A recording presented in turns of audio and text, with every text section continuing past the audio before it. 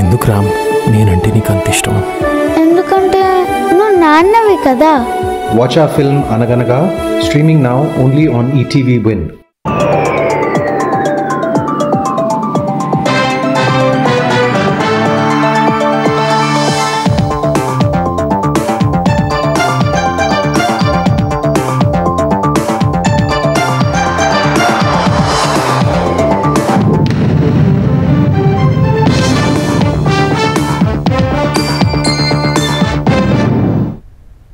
నమస్కారం, ETV news కి స్వాగతం. ముందుగా ముఖ్యాంశాలు.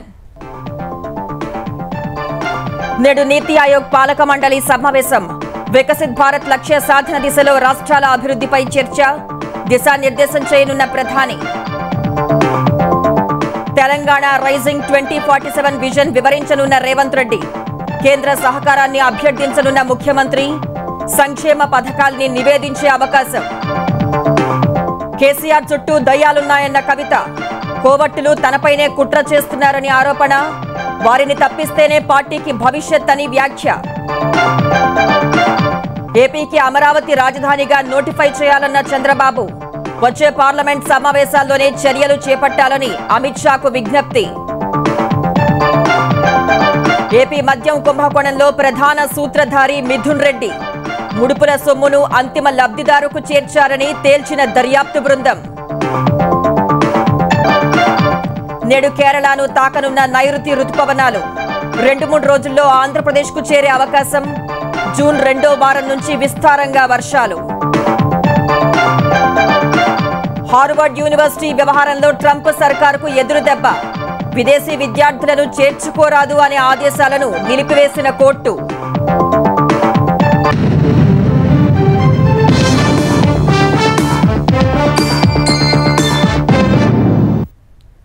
2047 నాటికి వికసిత్ భారత్ లక్ష్యాలను సాధించేందుకు రాష్ట్రాలు చేపట్టాల్సిన చర్యలపై కేంద్ర ప్రభుత్వం దృష్టి సారించింది. ఈ మేరకు ప్రధాని నరేంద్ర మోదీ అధ్యక్షతన నేడు నీతి ఆయోగ్ 10వ గవర్నింగ్ కౌన్సిల్ సమావేశం జరగనుంది. భారతదేశాన్ని అభివృద్ధి చెందిన దేశంగా మార్చే క్రమంలో రాష్ట్రాలపై ఈ సమావేశం దృష్టి సారిస్తుందని నీతి ఆయోగ్ ప్రకటించింది.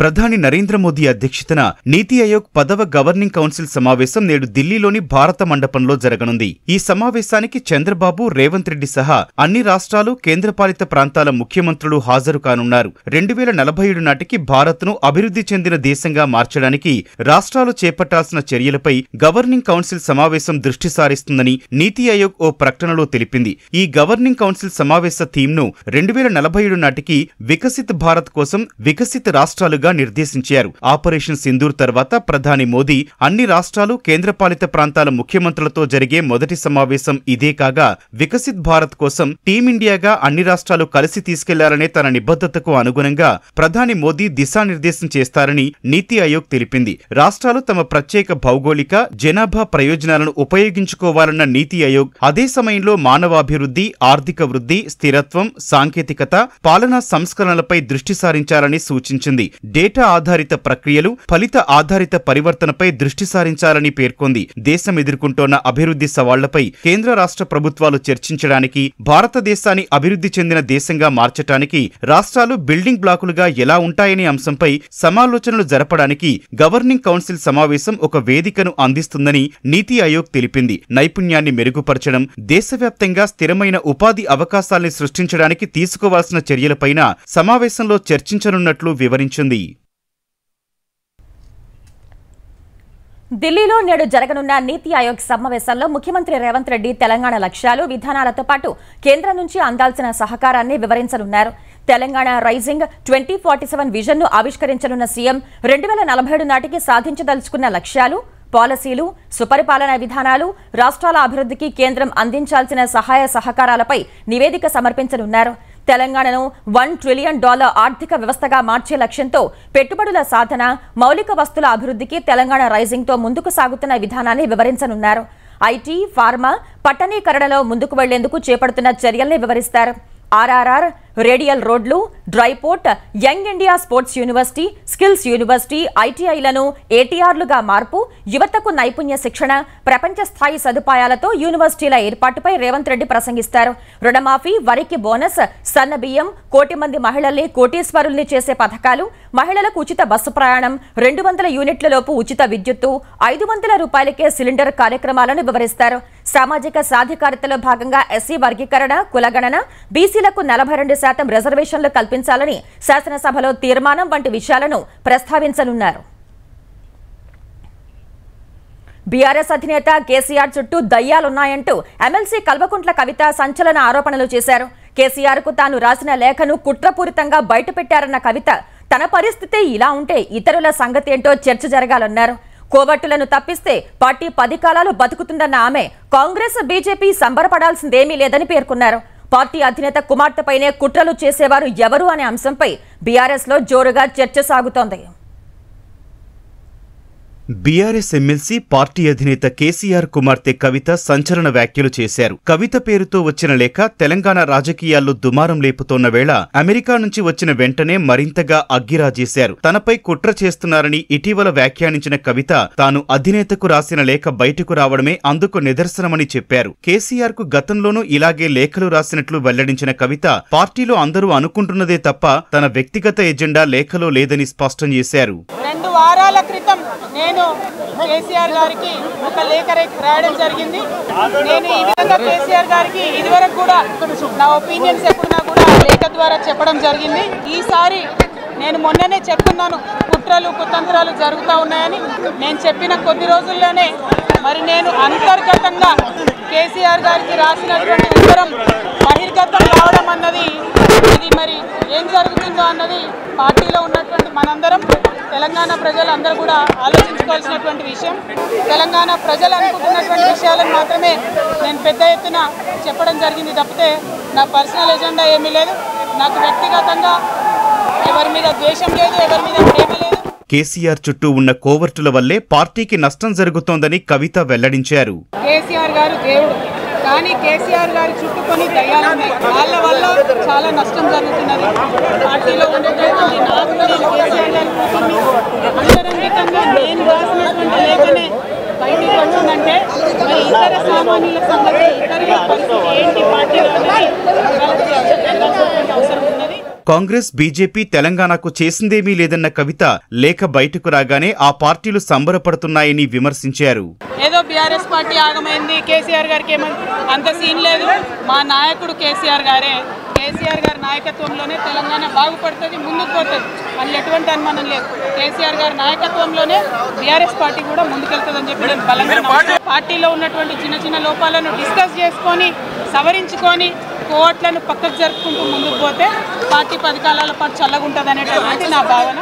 కవిత వ్యాఖ్యలు బీఆర్ఎస్ లో కలకలం రేపుతున్నాయి. కేసీఆర్ కుమార్తె స్వయంగా తనపై కుట్ర చేశారని మాట్లాడటం మామూలు విషయం కాదు. పార్టీలో ఏదో జరుగుతోందనే ఊహాగానాలు బలపడటం సహా త్వరలో ఏదో జరుగుతుందనే సంకేతాలు కనిపిస్తున్నాయి. దెయ్యాలు, కుట్ర అంటూ కవిత చేసిన వ్యాఖ్యలు ఎవరిని ఉద్దేశించినవని పార్టీ నేతలు చెవులు కొరుక్కుంటున్నారు. కేసీఆర్ కుమార్తెపై కుట్ర చేసే అవసరం ఎవరికుంటుంది? పరిస్థితులు అంత దూరం ఎందుకొచ్చాయనే ప్రశ్నలు లేవనెత్తుతున్నాయి. 2-3 రోజుల్లో కవిత మరోసారి మీడియా ముందుకొచ్చి మరిన్ని అంశాలను బయటపెట్టే అవకాశం ఉందని అనుచరులు చెబుతున్నారు.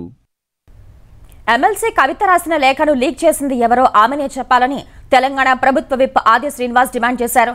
కవితకు పలు ప్రశ్నలు సంధించిన ఆది శ్రీనివాస్ కేసీఆర్ దేవుడైతే దయ్యం ఎవరో చెప్పాలన్నారు. సొంత తండ్రిని కలిసి మాట్లాడకుండా లేఖ ఎందుకు రాయాల్సి వచ్చిందని అడిగారు. ఇంత జరుగుతుంటే కేసీఆర్ కుటుంబం కవితకు ఎందుకు అండగా నిలబట్టలేదన్న ఆది శ్రీనివాస్ కనీసం విమానాశ్రయంలో స్వాగతం పలకటానికి బీఆర్ఎస్ నేతలు రాకపోవడంలో ఆంతర్యమేంటని ప్రశ్నించారు. కేసీఆర్ పక్కన కోవట్టులు ఎవరు? బీఆర్ఎస్ లో మీపై కుట్ర చేస్తున్నది ఎవరు? సొంత తండ్రిని కలిసి మాట్లాడకుండా లేఖ ఎందుకు రాయాల్సి వచ్చింది? మీకు ఫామ్ హౌస్ లోకి ఎంట్రీ లేదా? ఎవరు మిమ్మల్ని అడ్డుకుంటున్నారు? లేఖ లీక్ కావడం పైన వివరణ ఇవ్వాలని కేసీఆర్ ని అడుగుతారా? మీ పార్టీ వర్కింగ్ ప్రెసిడెంట్ కేటీఆర్ గురించి ఎందుకు మాట్లాడలేదు? ఈ ప్రశ్నలకు మీరు సమాధానం ఇవ్వాల్సిందిగా నేను కోరుతున్నాను. వచ్చే పార్లమెంట్ సమావేశాల్లోనే అమరావతిని ఏపీ రాజధానిగా నోటిఫై చేయాలని ముఖ్యమంత్రి చంద్రబాబు కేంద్రాన్ని కోరారు. ఢిల్లీలో కేంద్ర మంత్రులకు అనేక విజ్ఞాపనలు సమర్పించిన సీఎం లేపాక్షి ఓర్వకల్లు మధ్య యాపిల్ ఎలక్ట్రానిక్ సిటీ వస్తున్నట్లు ప్రకటించారు. 3 నెలల్లోనే పనులు ప్రారంభమయ్యే అవకాశాలున్నాయని వెల్లడించారు.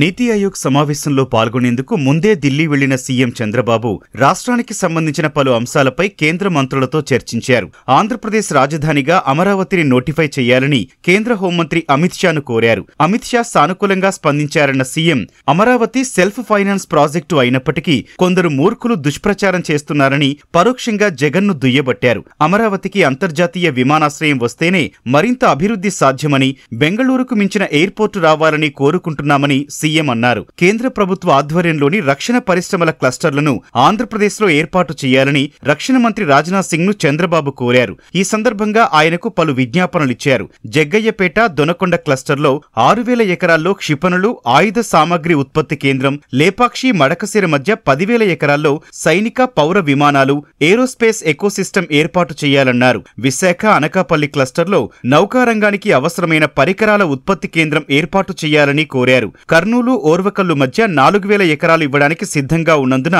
అక్కడ సైనిక డ్రోన్లు, రోబోటిక్స్, ఆధునిక రక్షణ పరికరాల తయారీ కేంద్రం ఏర్పాటు చేయాలన్నారు. ఇదే సమయంలో లేపాక్షి, ఓర్వకల్లు మధ్య యాపిల్ ఆధ్వర్యంలో ఎలక్ట్రానిక్ సిటీ రానున్నట్లు చంద్రబాబు చెప్పారు. యాపిల్ సిటీకి మౌలిక వసతులు ప్రభుత్వం కల్పిస్తుందని, ఉద్యోగాల కల్పన, అభివృద్ధి బాధ్యత ఆయా సంస్థలే తీసుకుంటాయని తెలిపారు. యాపిల్ మీటింగ్ కూడా పెట్టుకున్నాం. మ్యానుఫ్యాక్చరర్స్ అందరూ వచ్చారు. They are very positive. Especially Bengaluru to Hyderabad కారిడార్లో లేపాక్షి టు ఓర్వకల్ ఈ మధ్యలో ఎలక్ట్రానిక్స్ సిటీనే కట్టడానికి వారు సిద్ధంగా ఉన్నారు. వాళ్ళందరితో మాట్లాడాం. వాళ్ళు తొందరలో 3 నెలల్లో పని ప్రారంభిస్తామని హామీ ఇచ్చారు. ల్యాండ్ అవన్నీ ఫైనలైజ్ చేసి వీఆర్ మూవింగ్ ఫార్వర్డ్. రాష్ట్రంలో స్పేస్ సిటీ ఏర్పాటు చేసేందుకు సహకరించాలని కేంద్ర శాస్త్ర సాంకేతిక శాఖ మంత్రి జితేంద్ర సింగ్ కు చంద్రబాబు విజ్ఞప్తి చేశారు. ఏపీలో సిఎస్ఐఆర్ ల్యాబ్లు ఏర్పాటు చేయాలని కోరగా జితేంద్ర సింగ్ అంగీకరించారని సీఎం చెప్పారు. స్పేస్ ఇండస్ట్రీ ఆంధ్రప్రదేశ్ లో ఒక అడ్వాంటేజ్ ఉంది. ఆ అడ్వాంటేజ్ కూడా మీరు ఒకసారి చూస్తే శ్రీహరికోట లాంచింగ్ ప్యాడ్ ఉంది. దేశంలో ఎక్కడా లేని ఇన్ఫ్రాస్ట్రక్చర్ ఉంది. దాన్ని అవకాశంగా తీసుకుని ఆ ఏరియాలో ఒక 2,000 ఎకరాల్లో ఒక క్లస్టర్ ఒకటి ఏర్పాటు చేసి, ఒక సిటీ ఏర్పాటు చేసి, ప్రైవేట్ సెటిలైట్స్ లాంచింగ్ అంతా అక్కడ మ్యానుఫ్యాక్చరింగ్, లాంచింగ్ రెంట్ కూడా పోతున్నాం బై యూజింగ్ శ్రీహరికోట. దాన్ని కూడా నేను రిక్వెస్ట్ చేశాను. అది కూడా వర్కౌట్ చేస్తున్నాను. అంటే ఇవన్నీ వస్తే రాయలసీమలో హైటెక్ ఇండస్ట్రీ పెద్ద ఎత్తున వస్తుంది. ఒక హబ్ గా తయారవుతుంది. దేశానికి ఒక తలమానికంగా తయారయ్యే అవకాశం వస్తుంది. జలశక్తి శాఖ మంత్రి సిఆర్ పాటిల్ కు పోలవరం పనుల పురోగతి గురించి వివరించిన సీఎం పోలవరం బనకచర్ల ప్రాజెక్టు గురించి చెప్పారు. ఈ ప్రాజెక్టు గురించి అభ్యంతరాలు లేకుండా అందరితో మాట్లాడతానని జలశక్తి మంత్రి హామీ ఇచ్చారని చంద్రబాబు చెప్పారు. ఇది ఎవరికి కూడా వ్యతిరేకం కాదు. ఇది intra river linkage, not inter state river linkage. వేరే రాష్ట్రానికి అభ్యంతరం ఉండడానికి అవకాశం లేదు. ఎందుకంటే ఈ నీళ్లన్నీ కిందికి వచ్చిన తర్వాత కిందన వచ్చిన నీళ్ళని, సముద్రంలో పోయే నీళ్ళని, మిగులు జలాల్ని ఆధారంగా చేసుకుని ఈ ప్రాజెక్టు కట్టుకుంటాం. దీనికి గవర్నమెంట్ ఆఫ్ ఇండియా పర్మిషన్ ఇస్తే ఇమీడియట్గా వర్క్ స్టార్ట్ అవుతుంది. అందరితో మాట్లాడుతున్నారు. మాట్లాడి దాన్ని సార్ట్అవుట్ చేసి ముందుకెళ్తాం. రాష్ట్ర ఆర్థిక ఇబ్బందులను ఆర్థిక మంత్రి నిర్మలా సీతారామన్ దృష్టికి మరోసారి తీసుకెళ్లిన సీఎం సహాయం చేయాలని కోరారు. ఇవాళ నీతి ఆయోగ్ సమావేశంలో సీఎం పాల్గొంటారు. నైరుతి రుతుపవనాలు నేడు కేరళను తాకుతాయని భారత వాతావరణ విభాగం ఐఎండీ అంచనా వేసింది. అదే సమయంలో లక్షద్వీప్, కర్ణాటక, తమిళనాడు ఈశాన్య రాష్ట్రాలకు ప్రవేశించేందుకు కూడా పరిస్థితులు అనుకూలంగా ఉన్నట్లు తెలిపింది. అక్కడి నుంచి 2-3 రోజుల్లోనే ఏపీలోకి విస్తరించే అవకాశం ఉంది. వీటి ప్రభావంతో జూన్ 2వ వారం నుంచి ఏపీలో విస్తారంగా వర్షాలు కురుస్తాయని వాతావరణ నిపుణులు అంచనా వేశారు.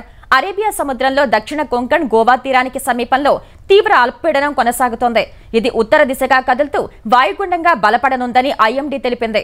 దీని ప్రభావంతో పశ్చిమ తీరంలో గుజరాత్, గోవా, కర్ణాటక, మహారాష్ట్ర, తమిళనాడులో ఈ నెల 25, 26 తేదీల్లో భారీ నుంచి అతి భారీ వర్షాలు కురుస్తాయని అంచనా వేసింది. ఉత్తర బంగాళాఖాతంలో ఈ నెల 27 నాటికి అల్పపీడనం ఏర్పడి ఆ ప్రభావంతో ఈ నెల 27న పశ్చిమ మధ్య ప్రాంతాల్లోని పలు జిల్లాల్లో భారీ వర్షాలు కురవచ్చని పేర్కొంది. సముద్రం అలజడిగా మారిన నేపథ్యంలో ఈ నెల 27 వరకు మత్స్యకారులు సముద్రంలో వేటకు వెళ్లొద్దని వాతావరణ శాఖ హెచ్చరించింది. వైసీపీ హయాంలో నూతన మద్యం విధానం ముసుగులో ఆ పార్టీ ముఠా సాగించిన దోపిడీ వెనుక master mind Rajampet MP Peddireddy Mithun రెడ్డేనని తేలింది. కుట్రకు రూపకల్పన, అమలుకు ఏర్పాట్లు, ముఠా సభ్యులకు ఎప్పటికప్పుడు దిశానిర్దేశం చేయడంలో కీలక పాత్ర పోషించినట్లు సిట్ గుర్తించింది. డిస్టిలరీలు, సరఫరా కంపెనీల నుంచి ముడుపుల వసూళ్ల కోసం రాజ్ కేసిరెడ్డితో కలిసి హవాలా నెట్వర్క్ రూపొందించడం, వారు వసూలు చేసిన మొత్తాన్ని బిగ్ బాస్ కు చేర్చడంలోనూ మిథున్ రెడ్డి కీలకమని తేల్చింది. ఈ కేసులో A4గా మిథున్ రెడ్డిని చేర్చింది. వైసీపీ హయాం నాటి మద్యం కుంభకోణంపై సిట్ దర్యాప్తులో కీలక విషయాలు బయటపడుతున్నాయి. నూతన మద్యం విధానం ముసుగులో దోపిడీ వెనుక రాజంపేట ఎంపీ మిథున్ రెడ్డి కీలక పాత్ర పోషించినట్లు సిట్ గుర్తించింది. ఘరానా దోపిడీకి వీలుగా తొలుత కీలక స్థానాల్లో అనుకూల అధికారుల్ని నియమించుకోవడం, ముడుపులు ఎలా వసూలు చేయొచ్చో మిగతా నిందితులతో కలిసి మిథున్ రెడ్డి పన్నాగం పన్నారని తేల్చింది. అంతకుముందున్న పారదర్శక వ్యవస్థలన్నింటినీ తొలగించి కుంభకోణానికి అనువైన సాఫ్ట్వేర్లు ప్రవేశపెట్టి ముడుపులిచ్చిన కంపెనీలకే అత్యధికంగా సరఫరా ఆర్డర్లిస్తూ అందుకు అంగీకరించని సంస్థల్ని తరిమేశారని గుర్తించింది. వాటి స్థానంలో సొంత బ్రాండ్లు తెచ్చారని, వాటి మూలధర భారీగా పెంచుకుని ఖజానాను కొల్లగొట్టారని పేర్కొంది. ఈ వ్యవహారాలన్నింటిలో మిథున్ రెడ్డే ప్రధాన పాత్ర పోషించారని సిట్ దర్యాప్తులో వెల్లడైంది. ముడుపుల వసూళ్లు, సొంత బ్రాండ్ల మద్యానికి ఎక్కువగా ఆర్డర్లు ఇచ్చుకోవడం ద్వారా మిథున్ రెడ్డి 2 విధాలా భారీగా అనుచిత లబ్ధి పొందినట్లు సిట్ గుర్తించింది. ఈ కుంభకోణంలో ఆయన ప్రమేయంపై కీలక ఆధారాలు లభించడంతో 4వ నిందితుడిగా చేర్చింది. ఇప్పటి వరకు అరెస్టైన నిందితుల రిమాండ్ రిపోర్టులో మిథున్ రెడ్డి ముందస్తు బెయిల్ పిటిషన్ కొట్టేయాలంటూ సుప్రీంకోర్టులో వేసిన అఫిడవిట్లోనూ ఈ విషయాలన్నీ సిట్ స్పష్టంగా వెల్లడించింది. సిట్ గుర్తించిన అంశాల ప్రకారం దోపిడీకి వీలుగా నూతన మద్యం విధానానికి రూపకల్పనలో మిథున్ రెడ్డిదే ప్రధాన పాత్ర. ఈ కుట్ర అమలు కోసం తమ ముఠాకు అనుకూలంగా ఉండే IRTS అధికారి వాసుదేవరెడ్డిని డిప్యుటేషన్ పై తీసుకొచ్చి APS BCL MDగా, డిస్టిలరీస్ బ్రూవరీస్ కమిషనర్ గా నియమింపజేయడంలో మిథున్ రెడ్డి కీలకంగా వ్యవహరించారు. ఎక్సైజ్ శాఖలో అసిస్టెంట్ కమిషనర్ గా పనిచేసే డి సత్యప్రసాద్ ను మిథున్ రెడ్డి తిరుపతిలోని తన నివాసానికి పిలిపించుకున్నారు. తాము చెప్పినట్లుగా చేస్తే కన్ఫర్డ్ IAS గా పదోన్నతి ఇప్పిస్తానని ప్రలోభ పెట్టారు. ఆయన్ను పావుగా వాడుకుని దోపిడీ సాగించారు. మిథున్ రెడ్డి ఆదేశాల మేరకు అంతకుముందు జరిగిన మద్యం విక్రయాల వివరాలతో వాసుదేవరెడ్డి, సత్యప్రసాద్ హైదరాబాద్ లోని విజయసాయిరెడ్డి నివాసానికి వెళ్లారు. అక్కడ మిథున్ రెడ్డి, రాజ్ కేసిరెడ్డి, ఆయన తోడల్లుడు ముప్పిడి అవినాష్ రెడ్డి విజయసాయిరెడ్డితో 2019 అక్టోబర్ 13న భేటీ అయ్యారు. ముడుపులివ్వడానికి అంగీకరించని కంపెనీలతో ఎలా వ్యవహరించాలి, వాటి స్థానంలో ఏ కంపెనీల్ని ప్రోత్సహించాలనే దానిపై చర్చించారు. నెలకు 50 నుంచి 60 కోట్ల మేర ముడుపులు తీసుకోవచ్చని మిథున్ రెడ్డి, కేసిరెడ్డి నాయకత్వంలోనే నిర్ణయించారు. 2019 డిసెంబర్లో మిథున్ రెడ్డి ఆదేశాల మేరకు వాసుదేవరెడ్డి, సత్యప్రసాద్, రాజ్ కేసిరెడ్డిని కలిశారు. తాము చెప్పిన కంపెనీలకు మాత్రమే సరఫరా ఆర్డర్లు ఇవ్వాలని, తమకు తెలియకుండా ఏ సరఫరాదారును ప్రోత్సహించొద్దని రాజ్ నిర్దేశించారు. బ్రాండ్ల మూలధర ఆధారంగా కేసుకు 150 నుంచి 600 వరకు ముడుపులు వసూలు చేయొచ్చని అప్పుడే నిర్ణయించారు. మద్యం సరఫరా ఆర్డర్ల జారీలో పారదర్శకత కోసం ఆటోమేటెడ్ విధానం అమల్లో ఉండగా మిథున్ రెడ్డి ఆదేశాలతోనే దాన్ని రద్దు చేయించి తమ దోపిడీకి వీలుగా మాన్యువల్ విధానాన్ని తీసుకొచ్చారు. అప్పటి నుంచి సత్యప్రసాద్ మద్యం డిపో మేనేజర్లతో ఎప్పటికప్పుడు వాట్సాప్ కాల్స్ లో మాట్లాడుతూ ముడుపులిచ్చే కంపెనీల బ్రాండ్లకే ఎక్కువగా ఆర్డర్లు దక్కేలా ఇండెంట్లు పెట్టించేవారు. రాజ్ కేసిరెడ్డి నుంచి వచ్చిన ఇండెంట్ ప్రణాళిక ఆధారంగా ఈ ఆర్డర్లు ఇచ్చేవారు. వాటిని దక్కించుకున్న డిస్టిలరీలు, సరఫరా కంపెనీల నుంచి రాజ్ బృందం 5 రోజులకోసారి ముడుపులు వసూలు చేసేది. తమ ప్రణాళిక మేరకు ముడుపులు వసూలవుతున్నాయా లేదా, తదనుగుణంగానే ఇండెంట్లు పెడుతున్నారా లేదా అనేది పర్యవేక్షించేందుకు మిథున్ రెడ్డి తరచూ సమావేశాలు నిర్వహించేవారు. తన బృందం వసూలు చేసిన ముడుపుల్ని రాజ్ కేసిరెడ్డి, మిథున్ రెడ్డితో పాటు నాటి ప్రభుత్వ పెద్దలకు, అత్యంత సన్నిహితులైన మరికొందరికి చేర్చేవారు. దాన్ని మిథున్ రెడ్డి బిగ్ బాస్ కు అందజేసేవారు. ఈ ముడుపుల్లో అత్యధిక శాతం బంగారం, నగదు రూపంలోనే తీసుకున్నట్లు దర్యాప్తులో వెల్లడైంది. నంద్యాలలోని SPY ఆగ్రో ఇండస్ట్రీస్ వ్యాపార పునరుద్ధరణ, అభివృద్ధి కోసం అరబిందో గ్రూప్ ద్వారా నాటి సీఎం జగన్ 45 కోట్లు రుణం ఇప్పించారు. మిథున్ రెడ్డితో పాటు ఈ మద్యం ముఠాలో భాగస్వాములైన వారందరికీ నగదు రూపంలో ముడుపులు చెల్లించారనేది దీని వెనుక ఉన్న ఒప్పందం. Aurobindo group Trident Chemphar private limited నుంచి 35 కోట్లు, శ్రేయస్ ఇండస్ట్రీస్ లిమిటెడ్ నుంచి 10 కోట్లను సన్హూక్ ల్యాబ్స్ లిమిటెడ్ ఖాతాల్లోకి పంపింది. సన్హూక్ నుంచి SPY ఆగ్రో ఇండస్ట్రీస్ కు నేరుగా 15 కోట్ల రుణమే అందింది. మరో 22 కోట్లు డీకార్ట్ లాజిస్టిక్స్ కంపెనీ ద్వారా చెల్లించింది. మరో 8 కోట్లు SPYకి అందాల్సి ఉండగా అందులో 5 కోట్లను మిథున్ రెడ్డి ముడుపుల్లో తన వాటాగా తీసుకున్నారు. డీకార్ట్ లాజిస్టిక్స్ నుంచి మిథున్ రెడ్డి కుటుంబీకులు డైరెక్టర్లుగా ఉన్న PLR ప్రాజెక్ట్స్ ప్రైవేట్ లిమిటెడ్ ఖాతాల్లో ఈ సొమ్ము జమ చేయించుకున్నారు. మద్యం ముడుపులపై అప్పట్లో రచ్చ జరగడంతో మనీ ట్రయల్ కు ఆధారాలు, ఆనవాళ్లేవీ లేకుండా చేసేందుకు మిథున్ రెడ్డి ఆ 5 కోట్లను తిరిగి హుడ్వింక్ అనే సంస్థ ఖాతాకు బదిలీ చేయించేశారు. తర్వాత ఆ మొత్తాన్ని నగదు రూపంలో తీసుకున్నారు. రాజ్ కేసిరెడ్డితో కలిసి SPY డిస్టిలరీస్ సహా మరికొన్నింటిని మిథున్ రెడ్డి తన గుప్పిట్లో పెట్టుకున్నారు. అక్కడ సొంత బ్రాండ్ల మద్యాన్ని తయారు చేసి వాటిని APS BCL తో కొనుగోలు చేయించారు. వాటికి మూలధరలు విపరీతంగా పెంచుకుని భారీగా దోచుకున్నారని సిట్ దర్యాప్తులో తేలింది. మద్యం కుంభకోణంలో తన ప్రమేయం, పేరు బయటపడిందని తెలియగానే మిథున్ రెడ్డి ముందస్తు బెయిల్ కోసం హైకోర్టుకు వెళ్లారు. అప్పటికే ఆయన్ను ఈ కేసులో నిందితుడిగా చేర్చకపోవడం వల్ల కోర్టు ఆ పిటిషన్ను కొట్టేసింది. వెంటనే అజ్ఞాతంలోకి వెళ్లిపోయిన మిథున్ రెడ్డి సుప్రీంకోర్టును ఆశ్రయించారు. అప్పటికే ఆయన నిందితుల జాబితాలో లేరు. విచారణ కొనసాగుతున్నంత కాలం అరెస్టు నుంచి మధ్యంతర రక్షణ కల్పిస్తూ సుప్రీంకోర్టు ఆదేశాలివ్వడంతో అజ్ఞాతం వీడి బయటకొచ్చారు. తరువాత సిట్ విచారణకు హాజరైనప్పటికీ దర్యాప్తు అధికారులకు సహకరించలేదు. ఈ క్రమంలోనే సిట్ మిథున్ రెడ్డిని 4వ నిందితుడిగా చేర్చింది. వీటన్నింటిపై విచారించిన సుప్రీంకోర్టు ముందస్తు బెయిల్ పిటిషన్ను పునః పరిశీలన కోసం ఏపీ హైకోర్టుకు పంపింది. హైకోర్టులో పిటిషన్పై విచారణ పూర్తయ్యే వరకు మిథున్ రెడ్డిని అరెస్టు చెయ్యబోమంటూ సిట్ తరపు న్యాయవాది సుప్రీంకోర్టుకు తెలిపారు. మాజీ మంత్రి కొడాలి నానిపై కేంద్ర హోంశాఖ లుకౌట్ నోటీసులు జారీ చేసింది. దేశం విడిచి వెళ్లేందుకు అవకాశం ఉన్న భూ, వాయు, జల మార్గాల్లో కొడాలి నానిపై పూర్తి స్థాయి నిఘా పెట్టాలని ఆదేశాలు జారీ చేసింది. ఆంధ్రప్రదేశ్లో కొడాలి నానిపై ఇప్పటికే అనేక కేసులు నమోదయ్యాయి. వీటిల్లో 7 ఏళ్లు జైలు శిక్ష పడే సెక్షన్లు ఉన్నందున లుకౌట్ నోటీసులు జారీ చేసినట్లు తెలుస్తోంది. వివిధ కేసుల్లో నిందితులు దేశం విడిచి పారిపోతారు అనే అనుమానం ఉంటే కేంద్రం ఈ తరహాలో లుకౌట్ నోటీసులు జారీ చేస్తుంది.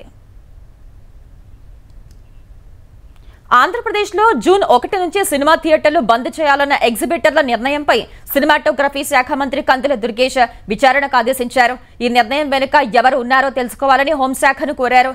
డిప్యూటీ సీఎం పవన్ కళ్యాణ్ నటించిన హరిహర వీరమల్లు సినిమా విడుదలకు ముందు థియేటర్లు మూసివేయాలన్న నిర్ణయంపై అనుమానాలు ఉన్నాయన్నారు. ఈ బంద్ నిర్ణయం వెనుక 4 వ్యక్తులు ఒత్తిడి చేస్తున్నారనే అంశంపై విచారణ చేయాలని ఆదేశించారు. ఈ వ్యవహారంపై హోంశాఖ ముఖ్య కార్యదర్శి కుమార్ విశ్వజిత్తో మంత్రి దుర్గేష్ మాట్లాడారు. ఎగ్జిబిటర్లు, డిస్ట్రిబ్యూటర్లు ఒక కార్టెల్ గా ఏర్పడి అవాంఛనీయ నిర్ణయాలు తీసుకోవడంపై విచారణ చేయాలన్నారు. హాళ్లు మూసివేతతో ఎన్ని సినిమాలు ప్రభావితం అవుతాయి, ఎంత పన్ను ఆదాయానికి నష్టం అన్న కోణంలోనూ వివరాలు సేకరించాలని మంత్రి ఆదేశించారు.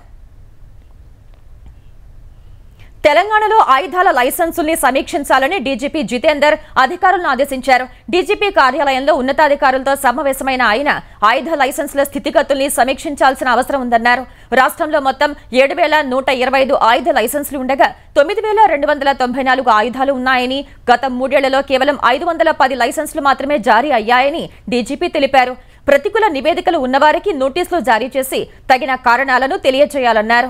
వారి వివరణ సంతృప్తికరంగా ఉంటే లైసెన్స్ కాల పరిమితిని పొడిగించాలని అధికారులకు సూచించారు. క్రీడాకారులు లేదా ఉద్యోగ ప్రయోజనాల కోసం పొందిన లైసెన్సుల్ని క్షుణ్ణంగా పరిశీలించాలన్నారు.